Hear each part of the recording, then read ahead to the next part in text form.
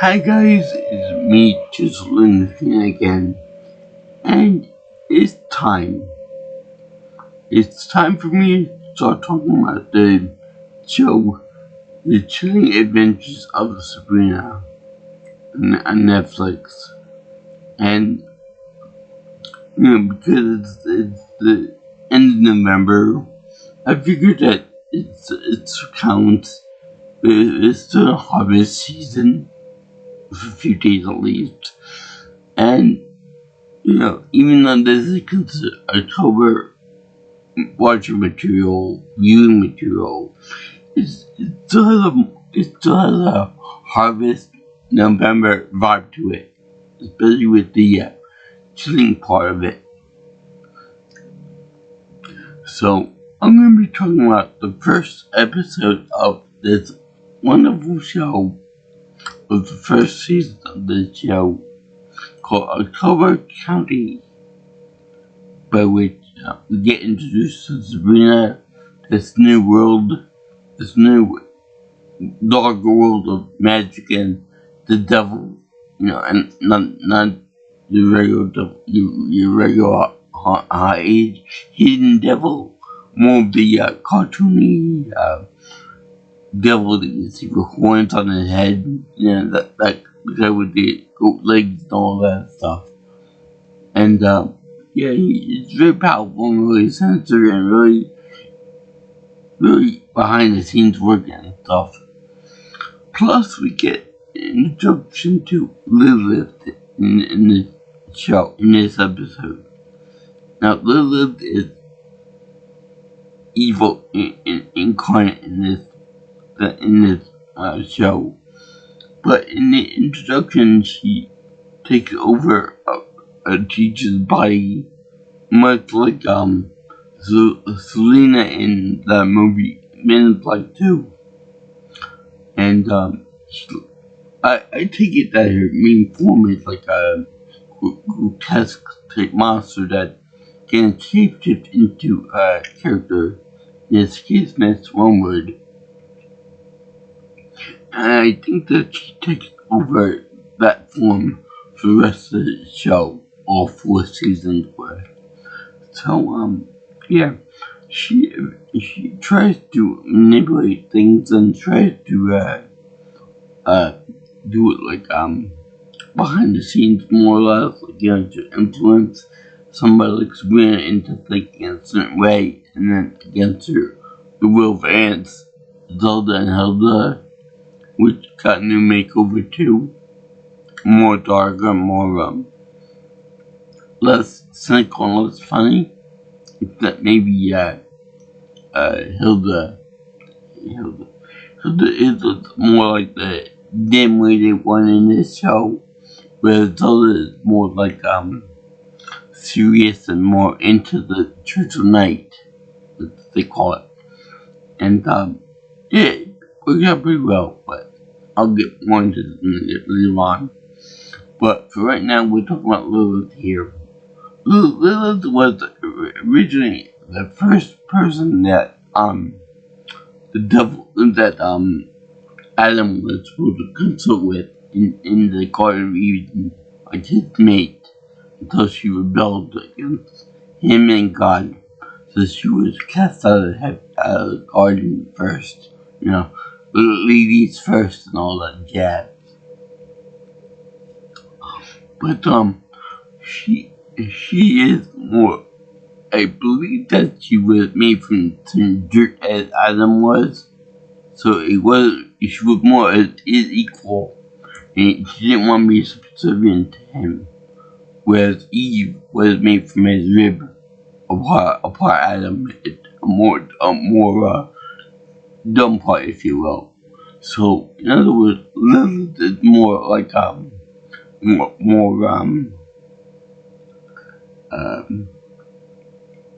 to put this, more like proactive in the cause for femininity and womanhood. So they show that in this show that she's more proactive in trying to rebel against sometimes a man and all that stuff. So yeah. Oh, you also get Peacat, Sabrina Spellman's, who I didn't know her name was Spellman, so I guess she must be part Jewish. I'm just saying that right here. And we learned that her her aunt Zelda and Hilda are more serious people. They're more enchanted in the dark arts, as it were, and they're more, they take an active role in helping her out and teaching her lessons. Ron Hilda will get a job working at like a horror store in town, as well as she'll marry one of the guys there. I guess there was not as much of a taboo against her marrying a moral man, because he was into magic and stage shows and horror and things like that. So I guess there wasn't that big of a deal with that. But there is Sabrina Harvey Kinkle, which is very different from when the from when the original show Sabrina the Teenage Witch took over during the 90s and 2000s. I was there. Okay, I was there when it happened. So anyway, you got Zelda, who's much more cynical and much more serious about everything, and more of a she's more into ritual, more strictly into the girl power aspect of it, about witchcraft and all this other stuff too. And she's more into the rules and regulations of certain things. She's more quote unquote conservative in the Church of Night. A lot like my aunt, actually. Not devil worshipping and all that, but just strict. Whereas around in the family is more like Hilda, more loose, liberal, and that kind of thing. Anyway, I also get an introduction to Uncle none of the actor's name Chance. I forgot his name offhand. It'll come to me. Chance Perdome, which he was put in house arrest for trying to blow up the Vatican, which apparently is a big no-no, a big taboo. And he helps with the family business of being a funeral guy, a guy who helps out with dead bodies and whatever, getting ready for the final ride and all that jazz. Speaking of jazz, Justin Clear plays one of his friends, Roz, as well as other people too. And there's one character, I don't remember her name offhand, but she's a woman that wants to transition into being a man and all that. So I'll get into the episode when I get to that, because it's a big thing about trans liberation, and that you have to fight for women's rights and all this other stuff too. So also the story with Roz too, but I'll get to it when I get into the episode. But let's see here. There's also the business of Sabrina's dark baptism, which is other perverse actually. It's where she inherits a birthright of witchhood, in which she gives herself fully to the devil. And when I mean fully to the devil. And so they show her like as a we call it naked in the bathtub, and she's about to give herself away in a dream sequence. So when they do that, they obviously cover up, but they show part of her leg and her foot. So that's something, and they also have her with the most creepy intention of the devil ever. Also got a very good introduction because the devil comes out of a tree, big tree, eventually. A big grandiose entrance. I wouldn't expect anything different from the actual biblical Satan. He's very over the top, but in later episodes you'll see that he's kind of an idiot, kind of a powerless idiot when bigger, more threatening issues arise. He's more like a foppish idiot. And anyway, go The Witcher 3. Agatha, Dorcas, and Prudence, which is really weird because all three of them have different races. One of them is black, that'd be Prudence. The other one, the white one is Dorcas, and the other one is Asian. That'd be that'd be Agatha. Funny story, my mother's middle name was Agatha. And I always make fun of it for that. And her the one she was named after in the middle name department was Agatha. And everyone called her Aggie for short. I'm sure she didn't like it because the association with witchcraft and creepy stuff. All of Pokemon. You know, the ghost trainer that is called Agatha. Apparently had a thing with Professor Oak, but no, I'm not gonna talk about that. Anyway, these three creatures are pure bloods. It's like making fun of Sabrina because she's a half witch and half human because of her mother and father. I'm not gonna get to it right now, but yeah. So they torment her and all that stuff, but they also lay a curse on her. Not like like you son of a bitch or you go to hell and that, but they actually put a curse on the girl.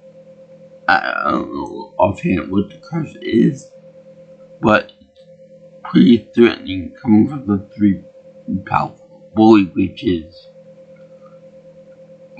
And it's very funny that they actually don't give Dorcas or Agatha much to do in the show, except for a few bits where they have Agatha actually do stuff in the show eventually. Who knew that she would become a Parisian style resistance leader? Who would have thought that?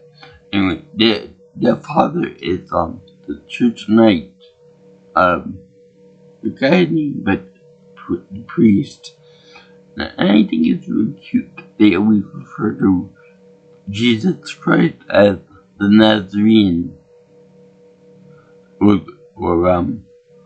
whenever they say thank God or something like that, they say thank Lucifer or thank the devil, because they really play into the witches or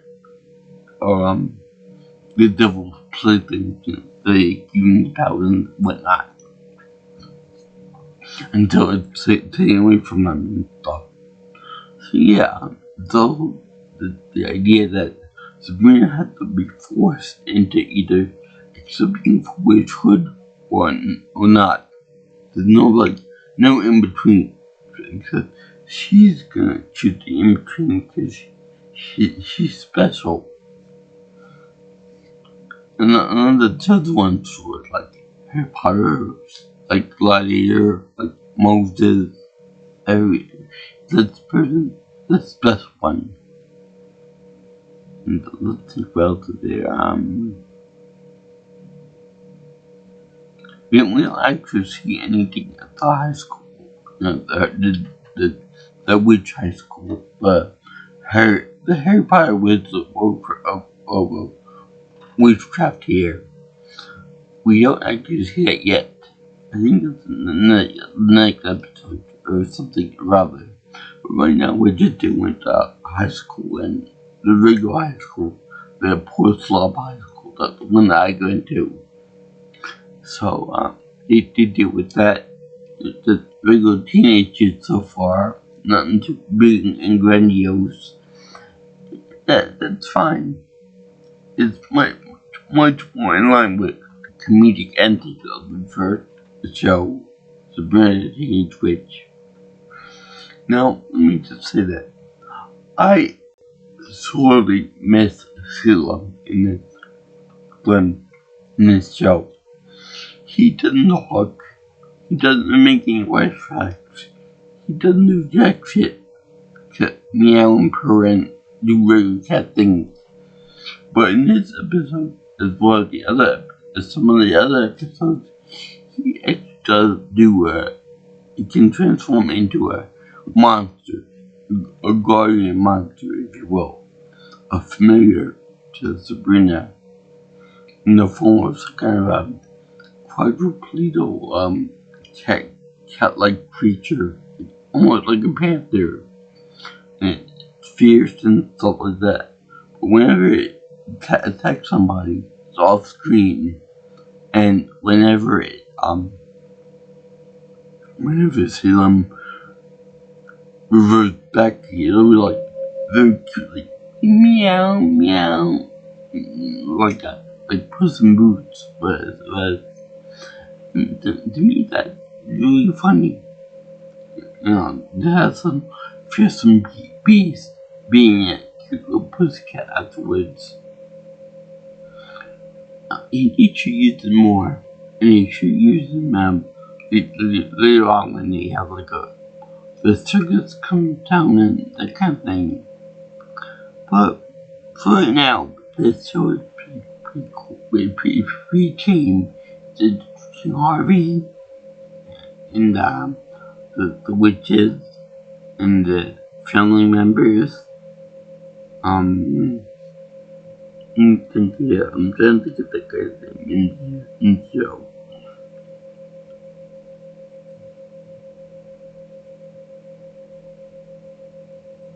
I can't think of it right now. Anyway, the introduction is actually pretty cool. They show the book that they have to always have to sign away their virginity to, as well the mortal soul to the devil, to pledge allegiance. Like, I pledge allegiance to the devil of hell. And he has to do a moment where Sabrina goes to hell. Kind of like a revolving door, kind of like what we could do in Dragon Ball. Well, Z anyway. And let's see, there's like a whole bunch of there's really not much action in it because the first episode, getting used to everybody, getting used to town. I can't remember the town either. I want to say Riverdale, but that's a whole different show altogether with similar characters from the art comic books. Oh yeah, I should point out that this show is based more on the comic books, which I never read and probably will never go either. I love the introduction where they have those weird images in the comic book format. I especially love when the baby is being held by this demon, and he's like to it. But we never actually see a demon and monsters that are presented in the movie. In the introduction, we see some parts where Roz blinks a little bit, and we see Miss Wormwood, as Loveless, or vice versa. It's actually pretty good to see that. Yeah, definitely recommend this show to anyone that wants to see it. And it's definitely what your timing is. But you gotta be more, can't be like hardline, the devil or something like that. I don't even like mentioning his name and all that. Because it's fiction. You might even argue that the devil himself is fictional. I'm not gonna have the argument with you guys, but I'm just saying that you can do that.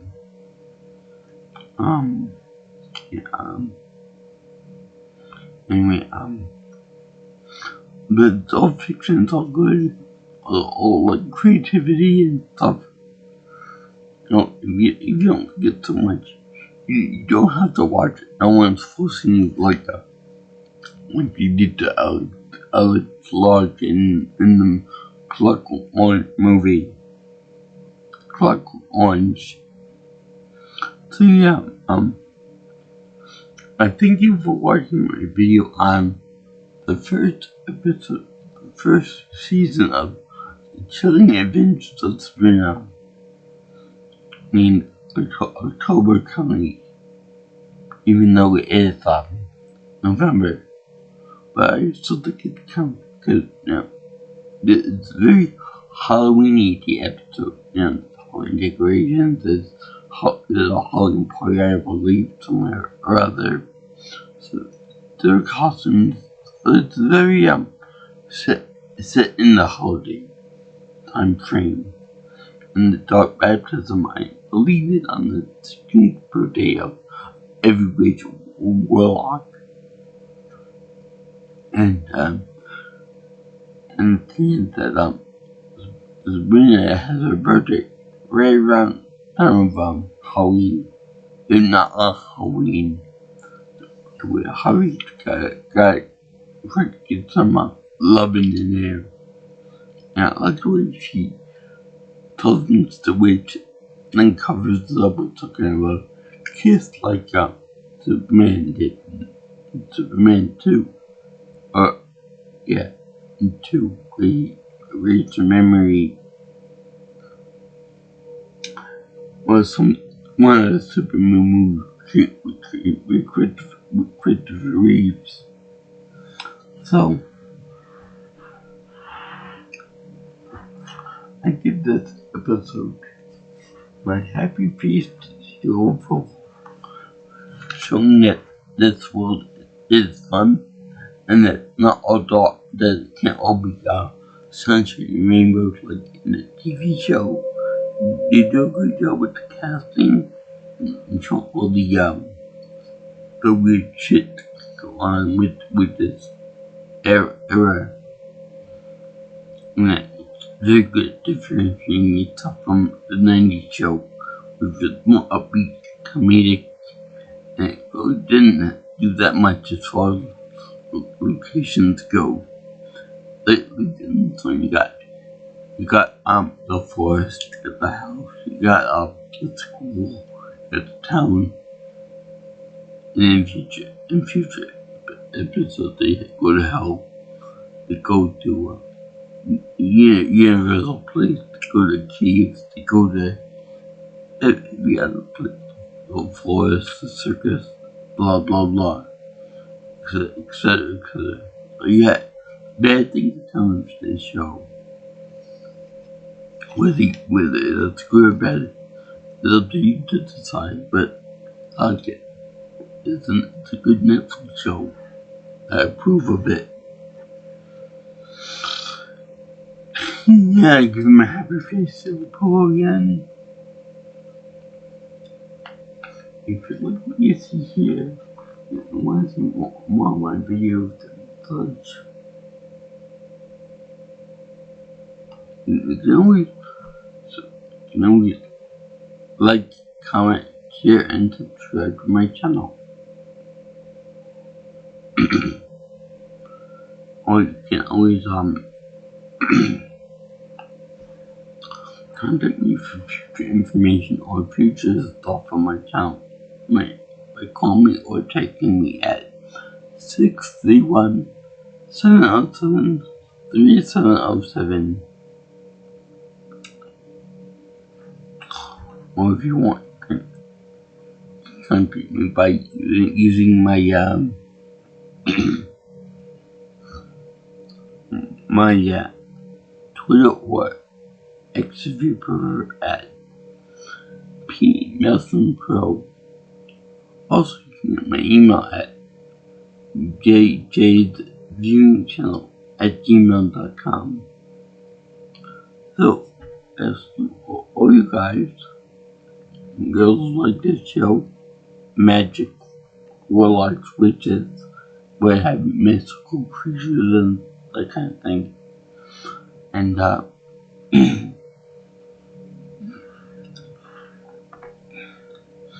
I bid the farewell. Peace out, my brothers and sisters. Oh yeah, the guy's name was Ambrose. Cousin Ambrose, Chancellor Dumb's character. R.I.P. to him. He was great in that role. He was rising up to the top. Then he just passed away this year, last year. So anyway, I like this show for opening my eyes to him. Anyway,